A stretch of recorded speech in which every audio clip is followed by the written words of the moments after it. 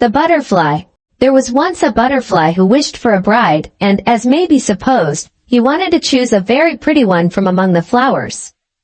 He glanced, with a very critical eye, at all the flower beds, and found that the flowers were seated quietly and demurely on their stalks, just as maidens should sit before they are engaged.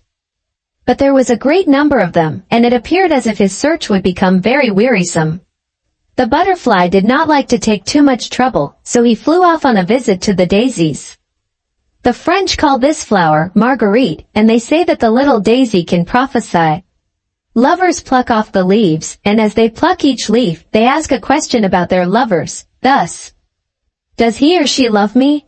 Ardently? Distractedly? Very much? A little? Not at all?" And so on. Everyone speaks these words in his own language. The butterfly came also to Marguerite to inquire. But he did not pluck off her leaves. He pressed a kiss on each of them, for he thought there was always more to be done by kindness. "Darling Marguerite Daisy," he said to her, "you are the wisest woman of all the flowers. Pray tell me which of the flowers I shall choose for my wife. Which will be my bride? When I know, I will fly directly to her and propose." But Marguerite did not answer him.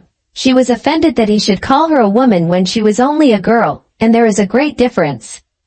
He asked her a second time, and then a third, but she remained dumb and answered not a word. Then he would wait no longer, but flew away to commence his wooing at once. It was in the early spring, when the crocus and the snowdrop were in full bloom.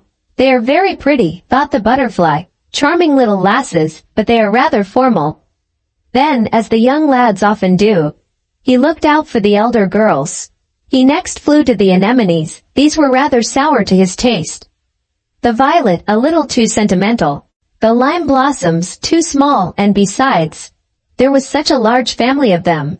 The apple blossoms, though they look like roses, bloomed today, but might fall off tomorrow, with the first wind that blew. And he thought that a marriage with one of them might last too short a time.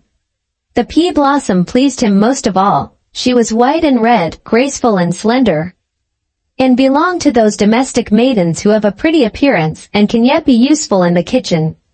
He was just about to make her an offer, when, close by the maiden, he saw a pot with a withered flower hanging at the end. "Who is that?" he asked. "That is my sister," replied the pea blossom. "Oh, indeed, and you will be like her some day," said he, and he flew away directly, for he felt quite shocked. A honeysuckle hung forth from the hedge, in full bloom, but there were so many girls like her, with long faces and sallow complexions. No, he did not like her. But which one did he like? Spring went by, and summer drew towards its close. Autumn came, but he had not decided. The flowers now appeared in their most gorgeous robes, but all in vain. They had not the fresh, fragrant air of youth. For the heart asks for fragrance, even when it is no longer young. And there is very little of that to be found in the dahlias or the dry chrysanthemums. Therefore the butterfly turned to the mint on the ground. "You know, this plant has no blossom, but it is sweetness all over, full of fragrance from head to foot, with the scent of a flower in every leaf." "I will take her," said the butterfly, and he made her an offer. But the mint stood silent and stiff as she listened to him. At last she said, "Friendship, if you please, nothing more. I am old, and you are old, but we may live for each other just the same. As to marrying, no, don't let us appear ridiculous at our age." And so it happened that the butterfly got no wife at all.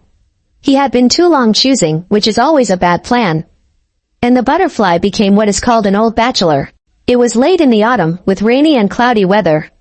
The cold wind blew over the bowed backs of the willows, so that they creaked again. It was not the weather for flying about in summer clothes, but fortunately the butterfly was not out in it. He had got a shelter by chance. It was in a room heated by a stove and as warm as summer. He could exist here, he said, well enough.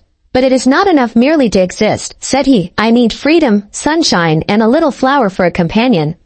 Then he flew against the window pane, and was seen and admired by those in the room, who caught him and stuck him on a pin in a box of curiosities. They could not do more for him. "Now I am perched on a stalk, like the flowers," said the butterfly. "It is not very pleasant, certainly. I should imagine it is something like being married. For here I am stuck fast." And with this thought he consoled himself a little. "That seems very poor consolation," said one of the plants in the room, that grew in a pot. Ah, thought the butterfly. One can't very well trust these plants in pots, they have too much to do with mankind.